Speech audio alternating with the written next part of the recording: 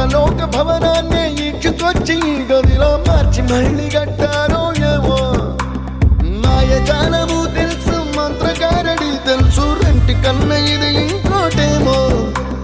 నీలాకాశం నేలాకొస్తే ఇట్టాగే ఉంటాదో ఏమో ఈ సంతోషం దాచాలంటే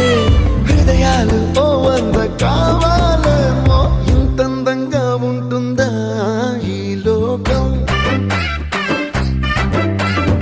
ఇన్నాళ్ళు ఈ మనసుకి తెలియలేదే